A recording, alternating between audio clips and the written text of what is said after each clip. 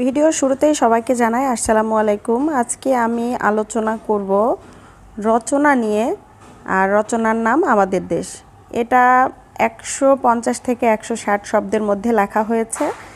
তৃতীয় ও চতুর্থ শ্রেণীর জন্য এই রচনাটা খুবই উপযোগী। তো শুরু করছি। আমাদের দেশ রচনার প্রথমে সূচনা। আমাদের দেশের নাম বাংলাদেশ। এটি একটি স্বাধীন দেশ। আমরা বাঙালি হিসেবে গর্বিত জাতি। আমাদের মাতৃভাষা বাংলা।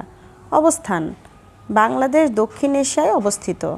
এটি একটি সবুজ শ্যামল ও সুন্দর দেশ। এখানে অনেক নদী, খাল, গাছপালা, মাঠ, পাখি আছে। রাজধানী: আমাদের দেশের রাজধানীর নাম ঢাকা। এটি একটি বড় শহর ও অনেক মানুষ এখানে বসবাস করে। এখানে অনেক বড় বড় ভবন, রাস্তাঘাট ও অফিস আছে।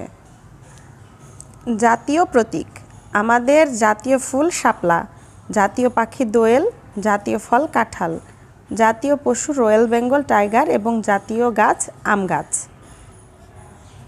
ঋতু: বাংলাদেশে 6টি ঋতু আছে: গ্রীষ্ম, বর্ষা, শরৎ, হেমন্ত, শীত ও বসন্ত। প্রতিটি ঋতুতে প্রকৃতি ভিন্ন ভিন্ন রূপে সেজে ওঠে। পরবর্তী পয়েন্ট হলো মানুষ ও ধর্ম। মুসলিম, হিন্দু, বৌদ্ধ ও খ্রিস্টান ধর্মাবলম্বী মানুষ শান্তিপূর্ণভাবে এদেশে বসবাস করে। স্বাধীনতা: 1971 সালের মহান মুক্তিযুদ্ধের মাধ্যমে আমরা স্বাধীনতা অর্জন করেছি। লাখো শহীদের রক্তের বিনিময়ে অর্জিত হয়েছে স্বাধীনতা, এবং এরই মাধ্যমে আমরা পেয়েছি আমাদের প্রাণের ভাষা বাংলাকে। সংস্কৃতি: আমাদের দেশের ভাষা, পোশাক, খাদ্য, লোকসঙ্গীত, নাচ ইত্যাদি খুবই জনপ্রিয়। উপসংহার: আমি আমার দেশকে খুবই ভালোবাসি। বাংলাদেশ আমার মাতৃভূমি এবং এটি আমার কাছে মায়ের মতোই প্রিয়।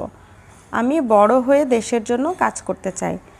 তো এটাই ছিল আমাদের দেশ রচনা, 150 থেকে 160 শব্দের মধ্যে লেখা। তো কেমন লেগেছে আমাদের দেশ রচনাটি অবশ্যই আমাকে জানাতে ভুলবেন না। ভিডিওটা ভালো লাগলে লাইক, কমেন্ট, শেয়ার দিয়ে পাশে থাকবেন।